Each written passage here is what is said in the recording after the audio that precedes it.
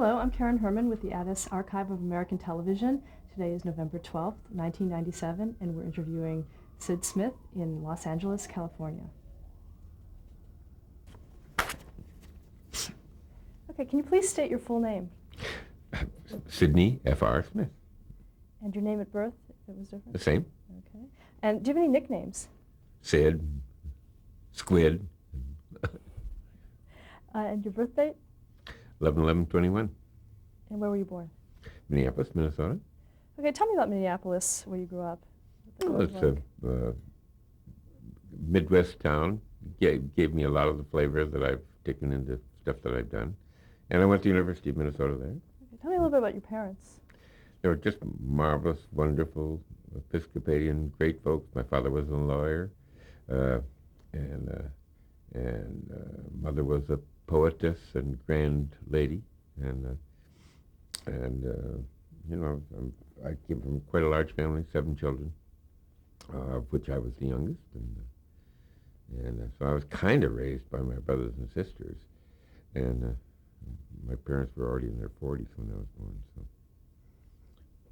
And as a child, what did you do? What kind of activities interested you?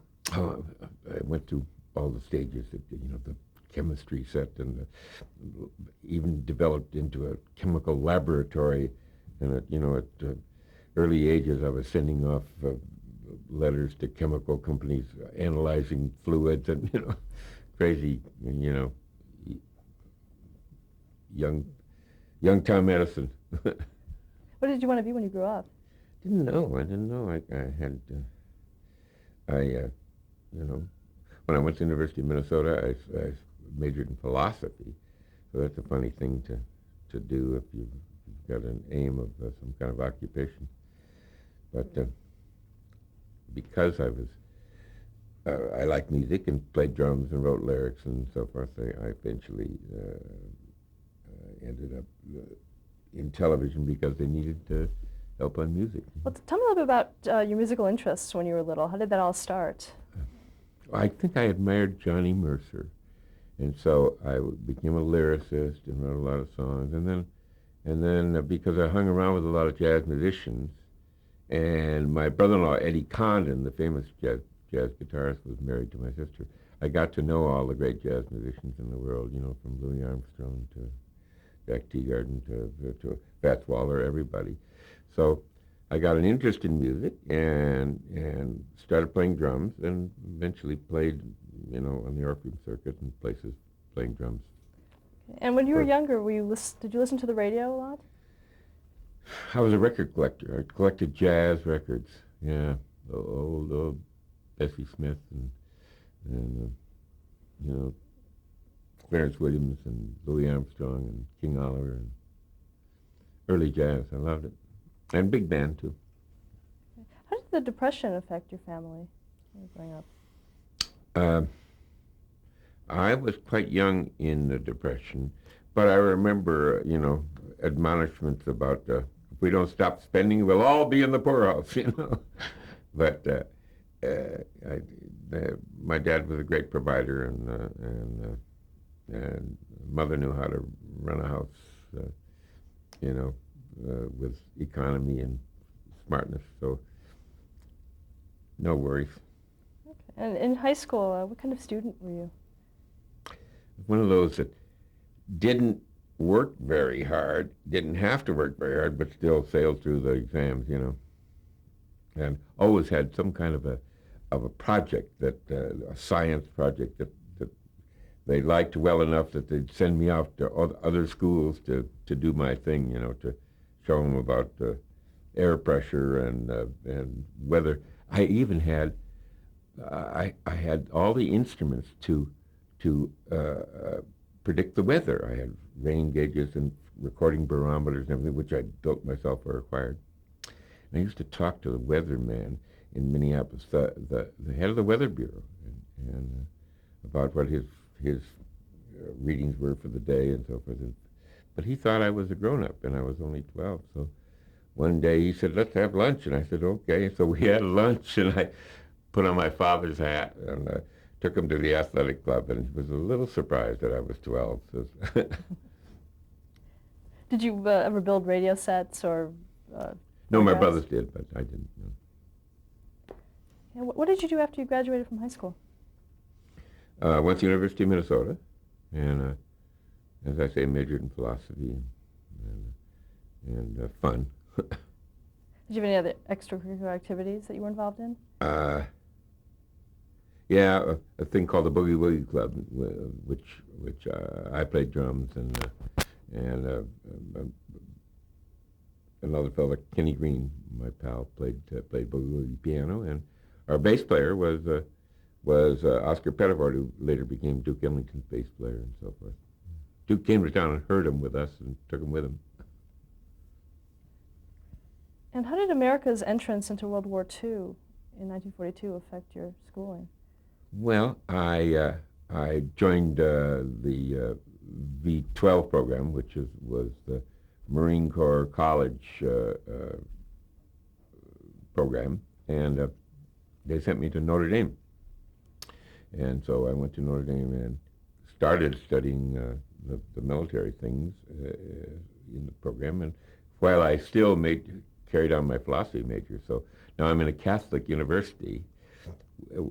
A philosopher who was raised and had 2 years on Immanuel Kant and all the philosophers who had some question about religion. So I had some great arguments there, arguments in the best terms, the Socratic terms of discussion with inference, and with the professors there, and you know they sometimes the class would just be me and the professor talking for an hour about the existence of God and the problem of evil, and so it was fun.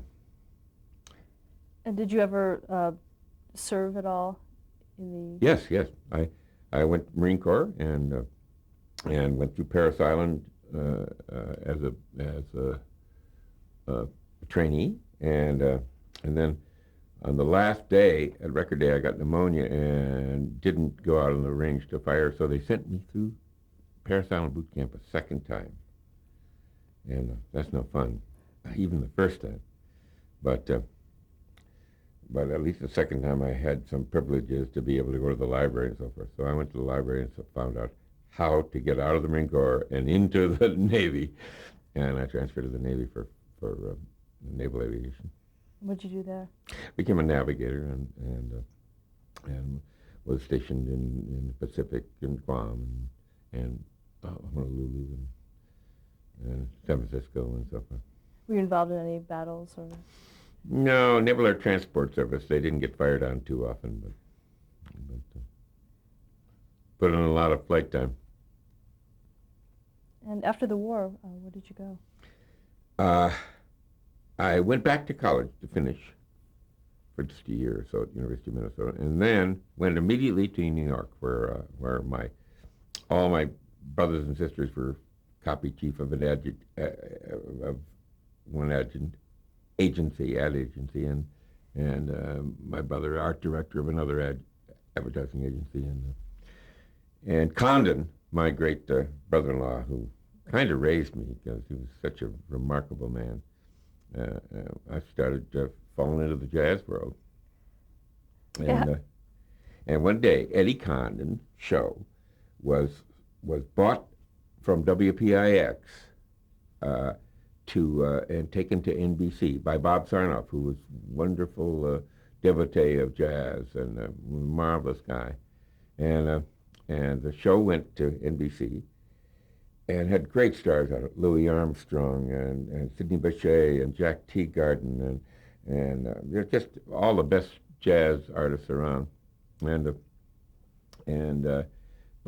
the director didn't know music, and so they'd cut to the trumpet and he'd be picking his nose or something. So finally Condon said, "I got a guy who knows this music," and I was with an advertising agency at the time, and directed a couple of little commercials just because I was fascinated with television. So he brought me in to sit at the elbow of my mentor, Clark Jones, who taught me about directing and about camera angles and lenses and positionings and lighting and all the stuff, while I taught him about music. Okay. And, Let's backtrack a little bit. First of all, I wanted to ask you, when did you first learn about television? I became aware of it at Marshak and Pratt, the advertising agency that I was at, and I was an assistant account executive on the Standard Oil account, and my job was to travel all over to all the radio stations in the eastern states and kind of service that radio program. The radio program was young people's concerts of the New York Philharmonic, and so as I went around to those stations, they were starting up their television stations, and even though radio was the biggest thing in each town, they all had a little fledgling television station, and I got to realize a little bit about that. And then when I got back in New York at the agency, Standard Oil wanted to do a commercial, and of course the agency didn't have any commercial directors, and I said, me, I'll do it, and so I went in the control room for my first time and just sat behind the console and said, 3, give me a close-up, 4, How did you know what to do? I just been around stations and seen what, it just kind of came natural. But I was scared, of course. You remember your first commercials? Yeah, it was for Standard Oil, and it was just a little 2-camera shoot, and it was kind of fun. Do you remember what was in them or how they looked? And I'd already been over to WPIX and watched the Eddie Connon show shoot, and Clark Jones directed it magnificently and so forth. And then so when Sarnoff bought the show for NBC, and the director wasn't working out, we just begged to have Clark brought over, so Bobby Sarnoff and his wife Esme both loved jazz and brought Clark over, and Clark said what Eddie's brother-in-law Sid is doing, telling him when to play, telling him what's going to play next, he should do for me. So I sat at his elbow for a year while I still was at the advertising agency. I worked for nothing for a year and became an AD at NBC. When they got an opportunity, Clark requested me, and BBD&O wanted to start Your Hit Parade, the first color musical commercial broadcast, I guess. The Condon show was mostly sustaining, and but Hit Parade was the first big musical. So I became Clark's AD, and eventually directed Hit Parade only once. Clark was homesick or whatever, and I'd already been directing the musical orchestra numbers and Hit Parade orchestra and so forth. I'd slip in the chair and he'd slip out, and I'd shoot maybe 40 shots of the band for the musical numbers, and but then finally I got a chance to direct it, and I think that day it was a live show, of course, and we had blocking run through dress and show all in one day, and Durante evidently came in the control room. In the back of the control room, I didn't realize he was there, and somebody told me later that Durante saw me directing the Hit Parade, and he said, "We got to get that guy," and so he brought me to California. He let me direct his hour show the next month at the Center Theater, the same theater that the Hit Parade was in. And then later, within the year, he brought me to California when the coaxial cable came out, which I think was 51, 52, 53 in there. And Durante, being a California guy, wanted to go back home to do his shows in California, and he took me with him. So. Okay, can we talk a little bit more about New York Sure. While you were in there? Sure. A little bit more, too, about television at that agency. And since it was just starting, what was the feeling about television and advertising? Well, they were kind of wary about where it was going and how important it was going to be. Marshak and Pratt Kurt Peterson, the boss of it, had great faith in me, and he's the one who let me direct a television show. But they were heavily ensconced in radio because they had this tremendous Standard Oil account that all these radio stations and so on, radio was their thing, and so they didn't know exactly what to do with television, and nobody was there yet to do anything about it. So I jumped in the void and said, "Me," and got my chance. Were the people in radio very wary of television at that point? Kind of. Wary is almost the word. It's like they're entranced by it, but knew that they didn't know much about it, and thought it was more complicated than it is. I mean, it's just here we are. Take a shot and make it look good, and it's doing television is not much different than doing still pictures, except it's a million still pictures on top of each other. Okay.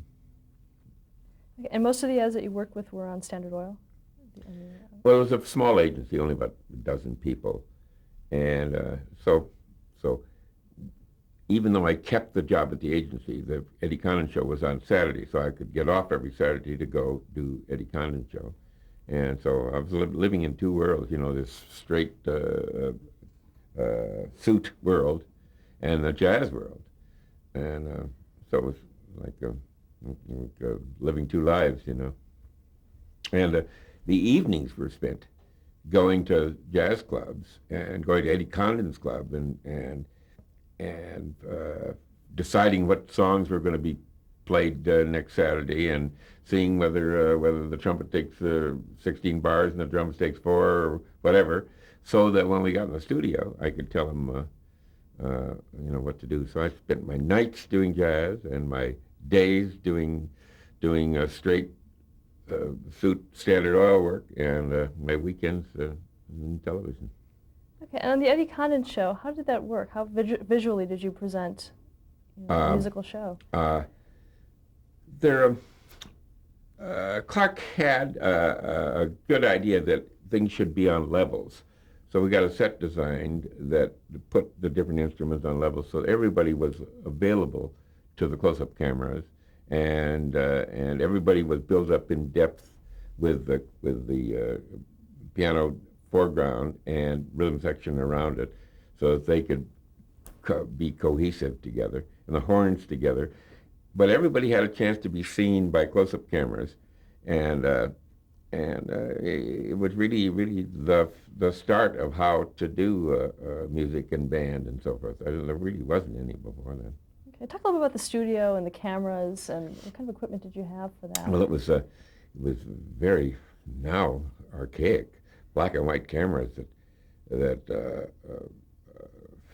with awkward dollies and even sticks and wheels sometimes, even though we were in the studio. And but marvelous cameramen. NBC had great ones. They were more technically oriented than creatively oriented, because that's what NBC television was.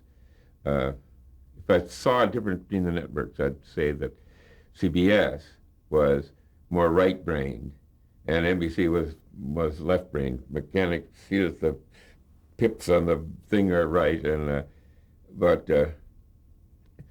in a way, NBC's theory was that these wonderful tech guys like Tambori and those great guys were there to see that a director who didn't know how to do it wouldn't get in trouble. And so, although I didn't need a lot of that because Clark had trained me, it was nice to know that. And Walter Miller was my technical director for 7 years in New York on lots of shows, including Condon. I think he's been on Condon, but certainly on Bell Telephone and other stuff. How long was the Eddie Condon show on?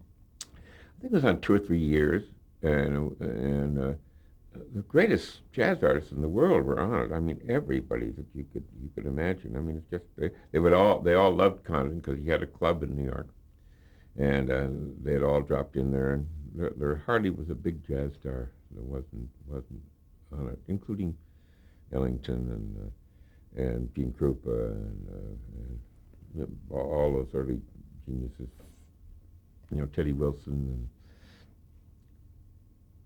so it was fun to do. And jazz is to this day, my devotion. I mean, I am presently working on a jazz festival in Shanghai for September '99. That's going to be the 100th anniversary of jazz in America, of the discovery and invention of jazz in New Orleans. On the Eddie Condon Show, was that a lot of these jazz greats' first appearance on television? Oh, I think so, yeah. I mean, maybe some of them have been interviewed in television shows like Louis and so forth, but to sit and do a number with some guys, and there were no charts, no music, no arrangement. It's just like, hey, what are we going to play and what key are we going to play it in, and because they were the best guys around, Peanut Sucko and Jack Lesberg and the greats of the time, and Teagarden. You'd say we're going to play St. Louis Blues in C, and go, It was wonderful. Great music. Was it rehearsed at all? No rehearsals at all. No. Eddie would pretty much point out who was going to have the next solo, and at the television show, kind of beforehand, I asked that maybe he would let me know that the trombone was going to play a half a chorus and that the trumpet was going to play the other half, and then the piano would take a full chorus, so that I would be able to tell Clark, okay, stand by, piano's coming up in 4 bars, 3, 2, 1, bang, and he'd cut to the piano and he'd have a solo. It's kind of fun. Do you have any seat of the pants stories from those early years on that show? Well, I'm terrible at those seat of the pants stories because I always remember everything is working great, but I'm sure that we'd knock props over and people wouldn't take the right solo and or decide to play a second chorus, and I'm off on a saxophone player that hasn't decided to play yet, But it was great early television. I mean, to cut your teeth on that with those great guys was fabulous, and to have Clark Jones as my mentor. I eventually later was able to hire him when I became a producer, and I hired him for 5 years to come and direct for me. I don't know. Now, how did he become your mentor? Well, just that he had the job to direct Condon and eventually the Hit Parade. And I'm a fledgling guy who's trying to learn television, and he just would sit down and teach me. He'd take the plotter and say, well, here's where the camera is here, and then camera 1 would be over here, so that he taught me where to do and how to do it. Okay. And then in 1952, you joined your Hit Parade. Yeah, as an AD, because he and I had worked out our teamwork on the jazz show. And B.B. Dino decided to televise your Hit Parade for Lucky Strike, and it was Dorothy Collins and Raymond Scott and Snooky Lance and all those folks, and so we did it live once a week, and you had very little time to present it because the survey of what songs were going to come out. Going to be on it didn't come out till like Tuesday, and then you'd have sessions to talk about how we'd stage the numbers. Should we do Harbor Lights on a boat, or shall we do it on a Widow's Walk, and and then props would be ordered, and we'd have a day to work out what the musical arrangements would be, and then. A dry rehearsal day, which was like Friday, and then go on camera Saturday and do it live. Was there an audience? Sure. It was in the Senator Theater in New York with an audience of, 2,000 or 3,000 people. And how did the equipment compare to the Eddie Condon shows? About the same, a little bit more sophisticated in that they got some fancier dollies, and by the way, it was in color by then, and I think some of the early Condons were in color.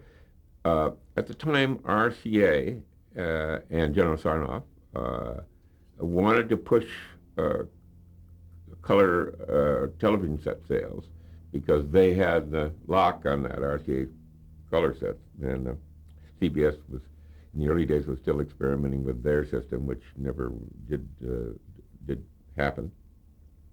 But so RCA made a deal with every show on television in those days, whatever shows wanted to do it, that he would give them an extra increment of money beyond their normal budget if they would do it in color, and he would supply them the color cameras. So it was more expensive to do it because the scenery now had to be better and everything color coordinated and art directors and so forth. So quite a few of the early shows that I did were done in color in very early days. You know. Now, technically, did you have to do a lot of different things to accommodate the color? Yeah, there was a lot of talk about grayscales and how things would fall into different grayscales because you had to realize that 95% or 98% of the sets were in black and white, so you wanted to be sure that things stood out against each other. Paul Barnes was the art director very early on the Hit Parade. He was a wonderful art director, and he had all that grayscale stuff worked out that I know not of. How was the show telecast? Live, fed over to NBC Master Control and sent out, you know. And how long was it? Hit Parade was a half-hour show. Later, Bell's Telephone Hour was an hour, and still live. That's kind of what I did, live, and I guess have to this day maintained that reputation. I'm now the last of the living blacksmiths. How much preparation went into each show? The Condon show, very little. Just find out what they're going to play and who's going to play next and shoot it. Hit Parade, there wasn't much time because of the survey coming in so late that you only had a day on camera. What do you mean by survey? Well, the Hit Parade was on a survey every week. What's the top tune? Well, the survey says number 3, you know. So the survey was done on the weekend after the Saturday show, and the survey results didn't come in till I think Tuesday. And so we'd have a big meeting on Tuesday and decide what we were going to do with the different numbers that the survey had said they were the top 10. You know. So it was put together, but there were some very creative guys on the show who would devise wonderful ideas for doing a number. You know, I mean, the more times you did Harbor Lights, by the time you'd done it 27 times, it got very cliche, but in a way it got better because the ideas were further aside. Right down the middle is always dull, but when you curve it, it's better. So when you started doing Harbor Lights in the Pickle Factory, then you had to be creative. You know. Was there a host on the show? Yes. Not really. The announcer would say, and now number 2 on the Hit Parade, and the camera would go into a number 2 on a matchbook and a nightclub, and you know, but the players and Raymond Scott, the orchestra, were all like a family, and Giselle McKenzie, I forgot to say. Okay, let's stop there. Yeah.